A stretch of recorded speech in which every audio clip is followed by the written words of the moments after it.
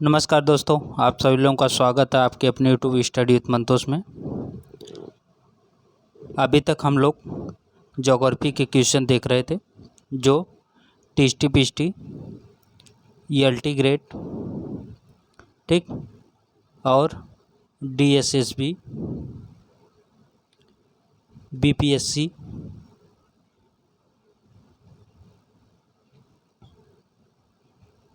जहाँ भी प्रश्न बनते हैं ज्योग्राफी के, उस सभी प्रश्नों की श्रृंखला है ये सब, ठीक। और प्रश्न आपके यहीं से बनेंगे और कहीं से प्रश्न बनने वाले हैं, क्योंकि ये सब एनसीईआरटी और एससीईआरटी का निचोड़ है। आइए शुरू करते हैं आज के प्रश्नों को। जो लोग चैनल पर नए होंगे चैनल को सब्सक्राइब कर लीजिएगा, लाइक शेयर करना मत भूलिएगा। आज का पहला प्रश्न है, भारत में सबसे लंबी तट रेखा वाला राज्य है। भारत में सबसे अधिक तट रेखा वाला राज्य कौन सा है? ऑप्शन है महाराष्ट्र, केरल, गुजरात, पश्चिम बंगाल। सही ऑप्शन कौन सा है? सही ऑप्शन है option number C, Gujarat. Gujarat की तट रेखा सबसे अधिक है, ठीक। और टोटल तटीय राज्य कितने हैं? तो 9 राज्य हैं। 9 राज्य हैं जो तटीय हैं। कौन कौन? एक है गुजरात, दूसरा महाराष्ट्र,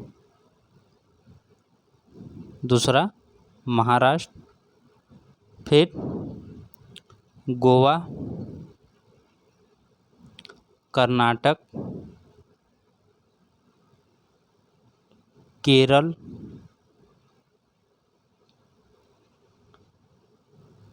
तमिलनाडु,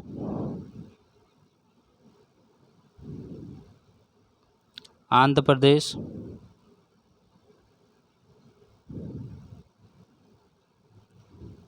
उड़ीसा और वेस्ट बंगाल, ठीक। ये रहे टोटल 9 राज्य जो तटीय सीमा बनाते हैं, ठीक। चलिए अगला प्रश्न देखते हैं। अगला प्रश्न है, निम्नांकित में से कौन सा 2 भारतीय राज्यों की साझेदारी वाली झील है? 2 राज्यों की साझेदारी वाली झील इसमें कौन सी है? ऑप्शन है चिल्का, कोलेरू, लोनार, पुलिकट। सही ऑप्शन कौन सा है? तो सही ऑप्शन है पुलिकट। पुलिकट झील जो है वो 2 राज्यों के साथ साझेदारी है। कौन कौन से राज्य हैं? तो आंध्र प्रदेश है,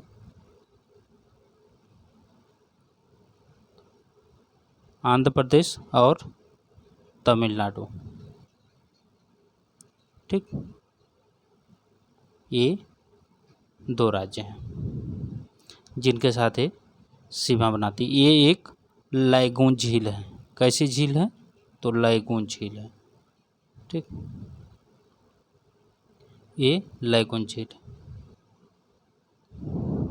चलिए अगला प्रश्न देखते हैं।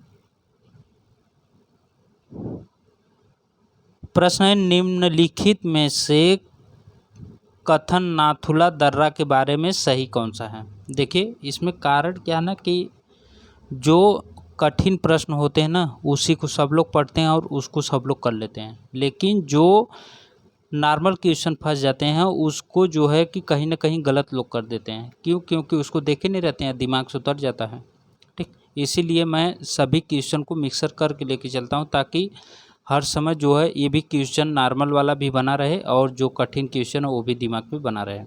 जो है मैं क्वेश्चन पेपर बहुत करा चुका हूँ, आप जाके सिर्फ क्वेश्चन पेपर देखिए, जो है आपको बहुत क्वेश्चन मिलेंगे जो सीधा सीधा क्वेश्चन में फंसे हुए हैं।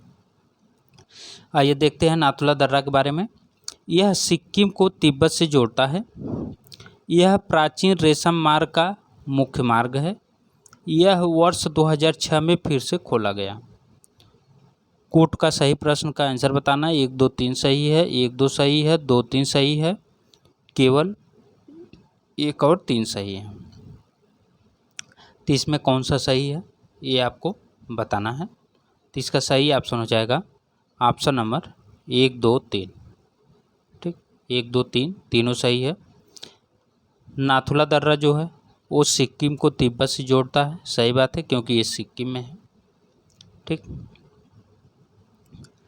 उसके बाद यह रेशम मार्ग का प्राचीन मार्ग था, जो है यहीं से रेशम मार्ग रेशम का जो है व्यापार किया जाता था। और 1962 के भारत और चीन का जो युद्ध हुआ था उसमें जो है ये नाथुला दर्रा को बंद कर दिया गया था।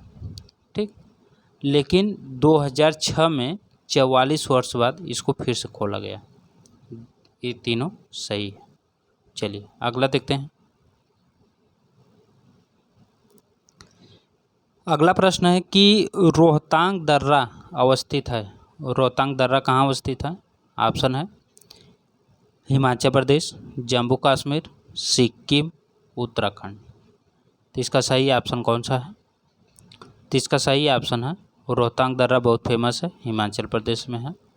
ठीक, इसका एक टिक भी लोग बनाए हैं कि हिमाचल का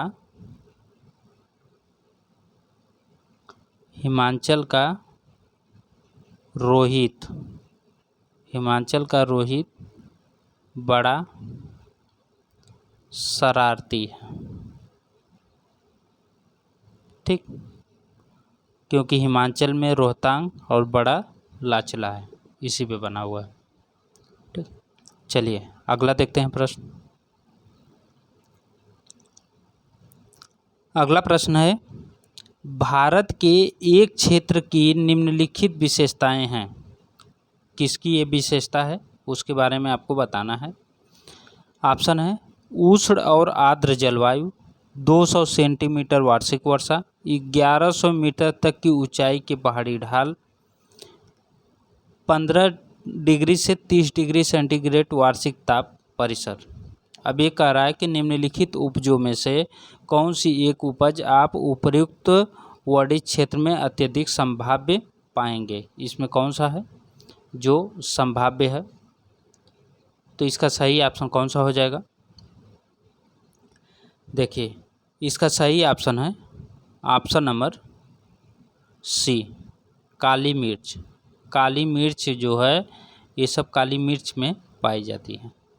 ठीक, जो 1100 मीटर तक की ऊंचाई की पहाड़ी ढाल पे 15 से 30 डिग्री, 200 सेंटीमीटर से अधिक वर्षा, ठीक, उष्ण और आर्द्र जलवायु, ये सब किसके लिए है? तो काली मिर्च के लिए।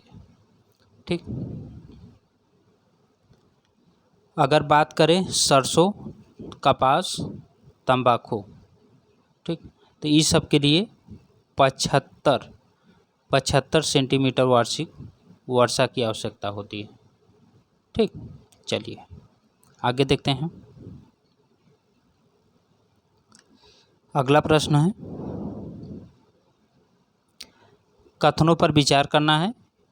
कथन ए और कारण आर दिया है। प्रवाल भित्तियों को महासागरों का वर्षा वन कहा जाता है। ये जैव विविधता से अति संपन्न है। ठीक, ऑप्शन नीचे दिया हुआ है। ठीक, पहले इसका जान लीजिए कि इसका सही ऑप्शन है ऑप्शन नंबर ए, क्योंकि ये दोनों सही है और ये इसकी व्याख्या भी कर रहा है। देखिए इसका एक चीज़ और समझ लीजिए कि प्रवाल भित्तियों को महासागरों का वर्षा वन कहा जाता है। अगर प्रश्न पूछ दे महासागरों का वर्षा वन किसे कहा जाता है तो वो है प्रवाल भित्ति। बहुत अच्छा प्रश्न यहाँ से बना हुआ है। ठीक, जो सभी लोग इस सब के बारे में नहीं बताते हैं जो है, इसीलिए मैं एक एक क्वेश्चन जो है निकालता हूँ कहाँ से कौन से क्वेश्चन बन रहे हैं। ये चीज़ आप नोट कर लीजिएगा। महासागरों का वर्षावन किसे कहा जाता है? तो प्रवाल भित्ति को कहा जाता है। ठीक, चलिए अगला देखते हैं। अगर पूछे एक प्रश्न और बनता है कि सबसे लंबी प्रवाल भित्ति कहाँ की है, तो इसके बारे में जो है सबसे फेमस कौन सा है तो वो है ऑस्ट्रेलिया। कौन सा? ऑस्ट्रेलिया। भारत में प्रवाल भित्ति वाला द्वीप कौन सा है तो वो है लक्षद्वीप। ठीक, कौन सा है? लक्षद्वीप। ये भी प्रश्न बनता है। चलिए अगला प्रश्न देखते हैं। एक क्वेश्चन में कम से कम 2-3 प्रश्न तो आराम से निकल ही जाते हैं। इतना क्वेश्चन तैयार कर लीजिए कि कहीं से भी प्रश्न बने, एक भी बाहर न जाए। ठीक, चलिए अगला देखते हैं कि पूर्वी हिमालय की तुलना में ट्री लाइन का ऊंचाई मान पश्चिमी हिमालय में होता है। कितना होता है? अधिक, कम, वैसा ही, असंबंधित, परिवर्ती। तो इसका सही ऑप्शन कौन सा हो जाएगा? तो इसका सही ऑप्शन हो जाएगा ऑप्शन नंबर बी, कम। पूर्वी हिमालय की तुलना में ट्री लाइन का ऊंचाई मान पश्चिमी हिमालय में कम होता है। ठीक, क्या होता है? कम होता है। कारण क्या है? कारण है वर्षा की न्यूनता। कारण पूछे क्या है तो वर्षा की न्यूनता। ठीक, क्योंकि यहाँ वर्षा कम होती है। ठीक, चलिए आगे देखते हैं।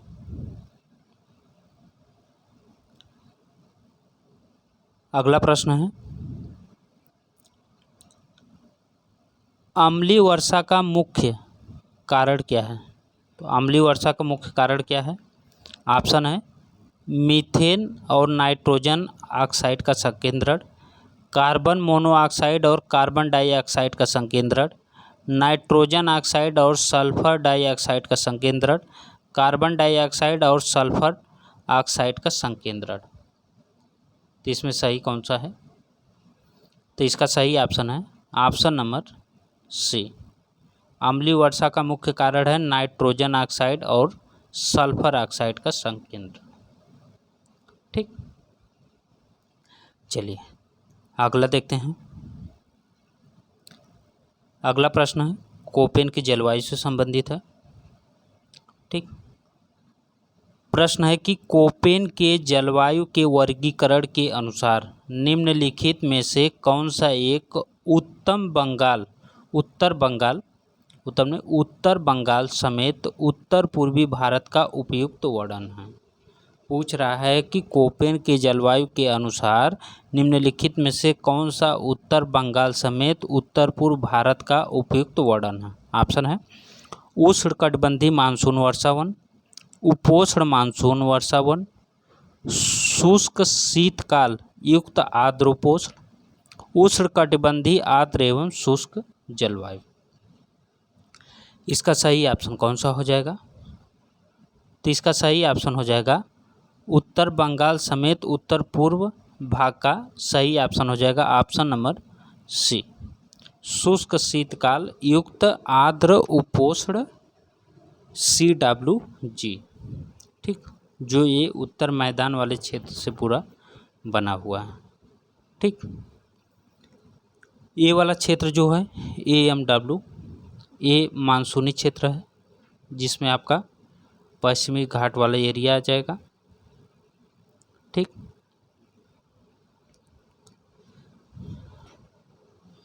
ये भी आपका उधर वाला ही क्षेत्र है AM। चलिए अगला देखते हैं।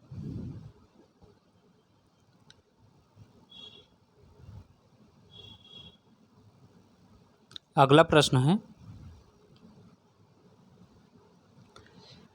निम्नलिखित में से तत्वतः कौन सी एक हिमालयी वनस्पति की जाति नहीं है?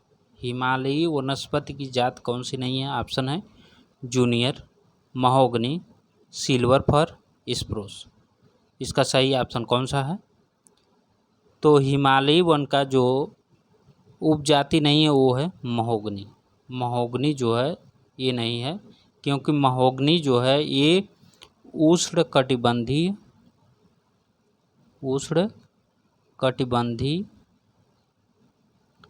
सदाहरित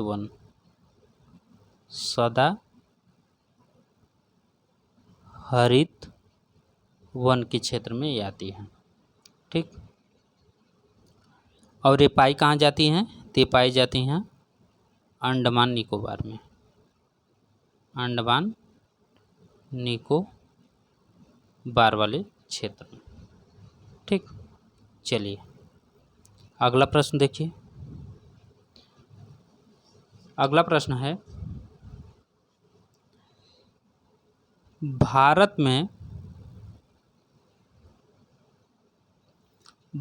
में मैंग्रोव वनस्पति अधिक विस्तृत रूप में पाई जाती है। अधिक विस्तृत रूप में मैंग्रोव वनस्पति कहाँ पाई जाती है? ऑप्शन है मालाबार तट में, सुंदरवन में, कच्छ के रण में, तटीय उड़ीसा में। इसका सही ऑप्शन कौन सा हो जाएगा? इसका सही ऑप्शन हो जाएगा ऑप्शन नंबर बी, सुंदरवन में। सुंदरवन को मैंग्रोव वन भी बोला जाता है।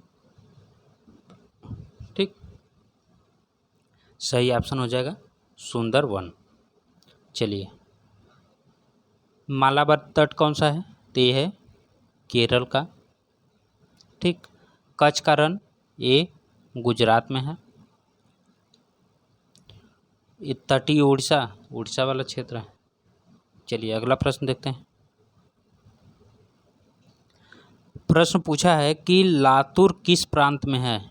लातूर किस प्रांत में है? ऑप्शन है आंध्र प्रदेश, महाराष्ट्र, गुजरात, मध्य प्रदेश। सही ऑप्शन कौन सा है? तो लातूर महाराष्ट्र में है। कहाँ पे है? लातूर महाराष्ट्र में है।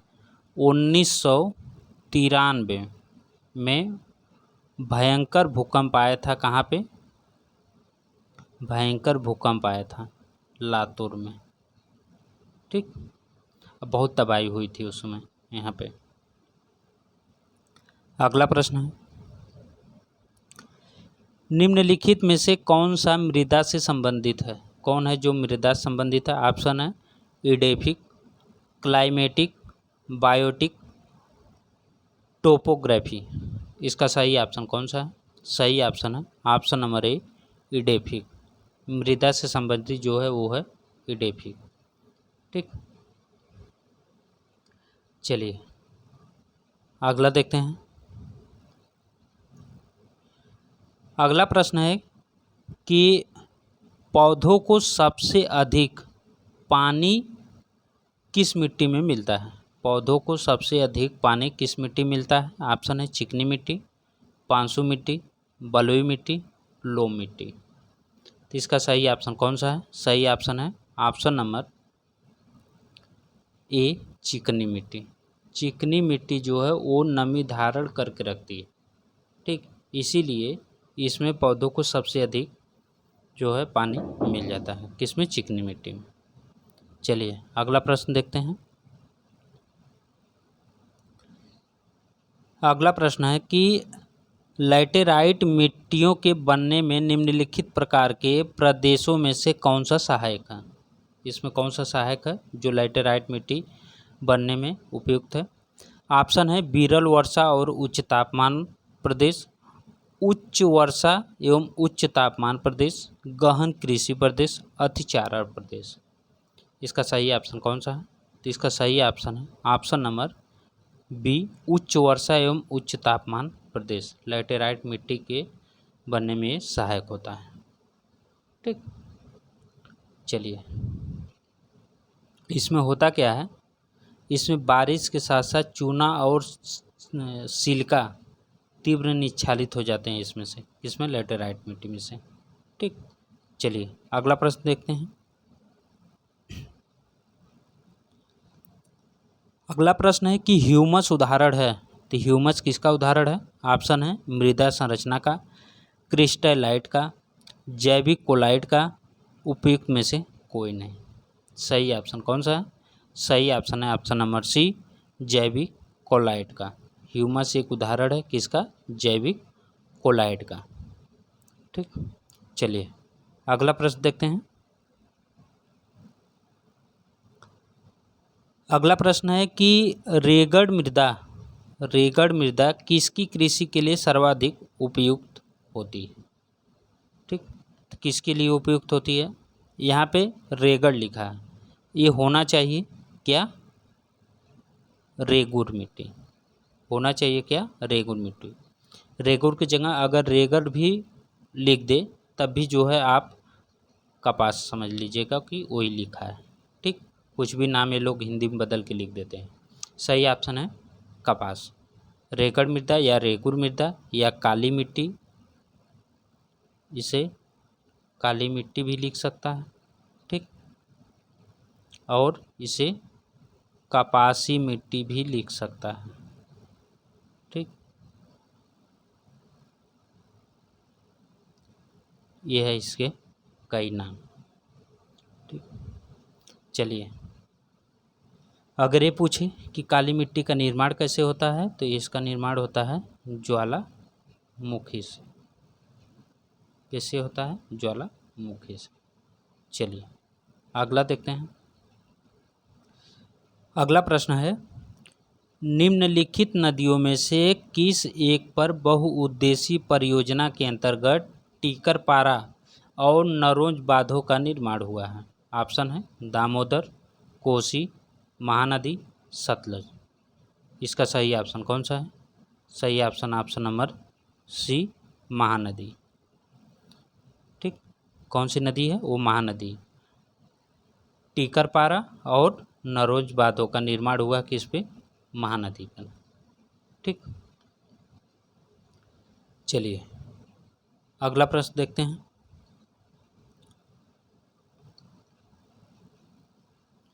अगला प्रश्न है कथन और कारण का प्रश्न है। क्या है प्रश्न? आइए देखते हैं। प्रश्न है कि कथन दिया है कि प्रायद्वीपीय भारत में सिंचाई का एक प्रमुख साधन तालाब है। क्या है? प्रमुख साधन तालाब है, ठीक। अगला दिया है कि प्रायद्वीपीय क्षेत्र की अधिकांश नदियां मौसमी होती हैं, ठीक। ऑप्शन दिया है ए और आर दोनों सही, आर ए की सही व्याख्या है। ए और आर दोनों सही, आर ए की सही व्याख्या नहीं है। ए सही, आर गलत है, आर गलत है, ए सही है। ये चार ऑप्शन आपको दिए हुए हैं। इसका सही ऑप्शन कौन सा हो जाएगा? तो इसका सही ऑप्शन नंबर ए। ए और आर दोनों सही, आर ए की सही व्याख्या कर रहा है। प्रायद्वीपीय भारत में सिंचाई का एक प्रमुख साधन क्या है? तालाब। ये सही बात है। क्यों?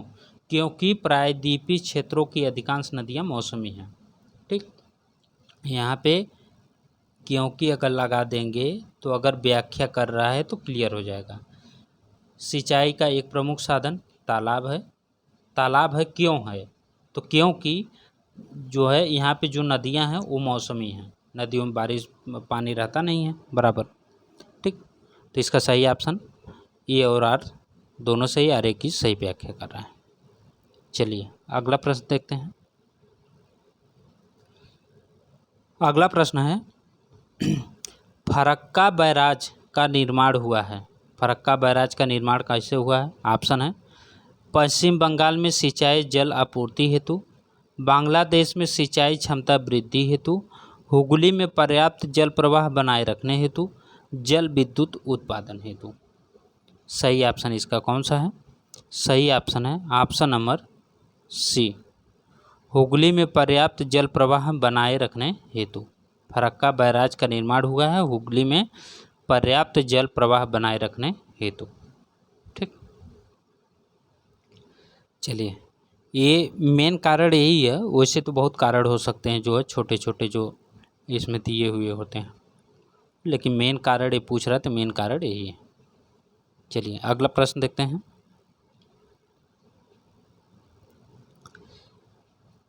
अगला प्रश्न है कि भारत के निम्न लौह एवं इस्पात उत्पाद केंद्रों में कौन कोयला क्षेत्र से काफ़ी दूर है? तो लौह एवं इस्पात उत्पादक केंद्रों में कौन कोयला से दूर है? ऑप्शन है बोकारो, दुर्गापुर, कुल्टी, आसनसोल, भद्रावती। बीपीएससी में अभी जो पिछली बार पेपर हुआ था उसमें क्वेश्चन बना हुआ है। तो इसका सही ऑप्शन कौन सा है? ठीक, तो इसका सही ऑप्शन हो जाएगा option number D, Bhadravati. Bhadravati जो है एक कोयला क्षेत्र से काफ़ी दूर है, ठीक। बाकी बोकारो, दुर्गापुर, आसनसोल ये सब जो है कोयला क्षेत्र से काफ़ी नज़दीक में है। चलिए अगला प्रश्न है।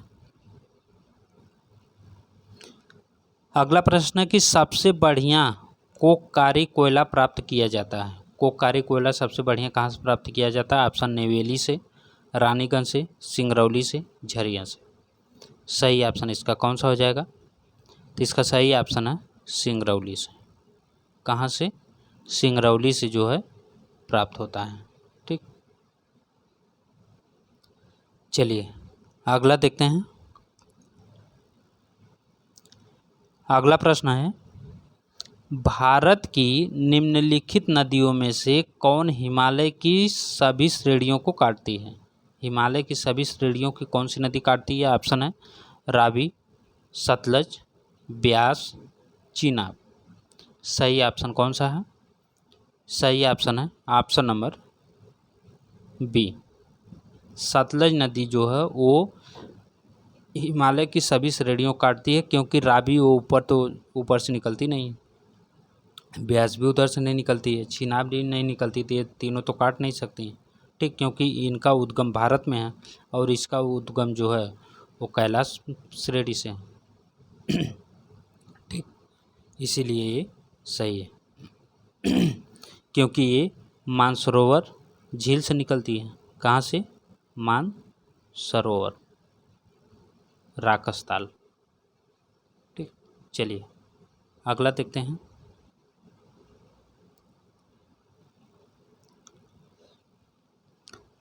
अगला प्रश्न है कि गंगा नदी की एकमात्र सहायक नदी जिसका उद्गम मैदान में है को चिन्हित करिए। कौन सी गंगा की सहायक नदी जिसका उद्गम मैदानी क्षेत्र में है? ऑप्शन है सोन, शारदा अथवा सरयू, गोमती, रामगंगा। सही ऑप्शन कौन सा है? बहुत फेमस है, ये है गोमती। गोमती का जो है उद्गम ये मैदानी क्षेत्र में है। वो भी कहाँ है? पीलीभीत में। ये पीलीभीत से निकलती है। ठीक, पीलीभीत में एक क्या है? गोमत तालाब है, गोमत तालाब, इसका उद्गम वहीं से। ठीक, और ये जाके मिलती कहाँ गंगा नदी में? तो ये मिलती है गाजीपुर में। गाजीपुर में राजवाड़ी के पास जाके मिलती है। ठीक, इसी का क्षेत्र है जो है कैथी। चलिए अगला देखते हैं। अगला है, वह राज्य जिनसे होकर कावेरी नदी प्रवाहित होती है। कौन सा राज्य है जिससे होकर कावेरी नदी प्रवाहित होती है? ऑप्शन है आंध्र प्रदेश, कर्नाटक, तमिलनाडु, केरल, कर्नाटक, तमिलनाडु, केरल, आंध्र प्रदेश, तमिलनाडु, महाराष्ट्र, कर्नाटक, आंध्र प्रदेश। महाराष्ट्र, कर्नाटक, तमिलनाडु। तो इसका सही ऑप्शन कौन सा हो जाएगा? इसका सही ऑप्शन है option number B, Kerala, Karnataka और तमिलनाडु, ये तीन हैं। ठीक, ये निकलती कहाँ से है कावेरी? ये निकलती है ब्रह्मगिरी पर्वत से। कहाँ से निकलती है?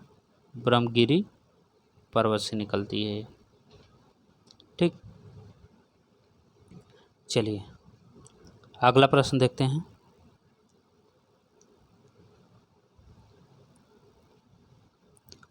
अगला प्रश्न है, पश्चिम की ओर प्रवाहित होने वाली नदियां हैं, इसमें कौन सी नदी है जो पश्चिम की ओर प्रवाहित होती है? नर्मदा, ताप्ती, राप्ती। तो इसका सही ऑप्शन कौन सा हो जाएगा? तो इसका सही ऑप्शन है ऑप्शन नंबर ए, 1 और 2, क्योंकि नर्मदा और ताप्ती ये दोनों पश्चिम की ओर प्रवाहित होती हैं। राप्ती जो हो वो पश्चिम की तरफ प्रवाहित नहीं होती है। ठीक, क्यों? और ये राप्ती नदी के किनारे गोरखपुर शहर है। कौन शहर? गोरखपुर। ठीक, चलिए आगे देखते हैं।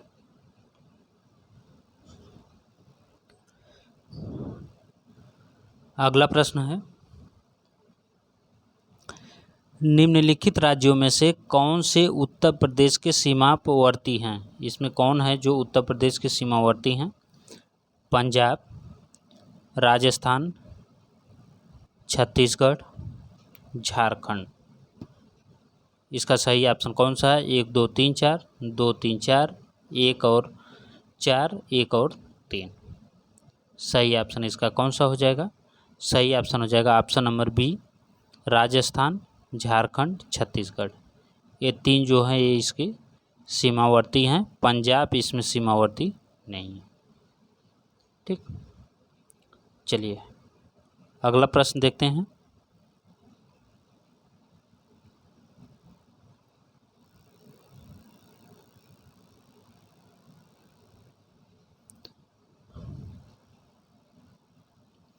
अगला प्रश्न है, निम्नलिखित में से कौन सा प्लेट विवर्तन सिद्धांत से संबंधित नहीं है?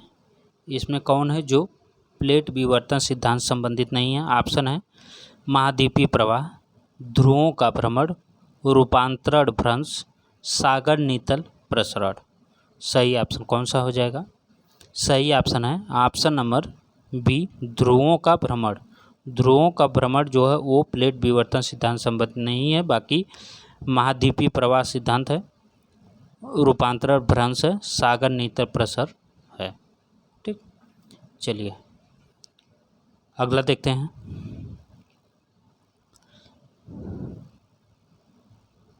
अगला प्रश्न है, निम्नलिखित में से कौन सा भारत में शीत मरुस्थल की सही अवस्थिति को अभिव्यक्त करता है? कौन अभिव्यक्त करता है? ऑप्शन है काराकोरम श्रेणी के उत्तर पूर्व में, पीर पंजाल श्रेणी के पश्चिम में, शिवालिक श्रेणी के दक्षिण में, अरावली श्रेणी के पश्चिम में। तो शीत मरुस्थल की सही अवस्थिति कौन व्यक्त करता है? तो इसका सही ऑप्शन कौन सा हो जाएगा? सही ऑप्शन हो जाएगा ऑप्शन नंबर ए, काराकोरम श्रेणी के उत्तर पूर्व में। ठीक, वो वाला क्षेत्र जो है शीत मरुस्थल हो जाएगा। ठीक, चलिए अगला देखते हैं।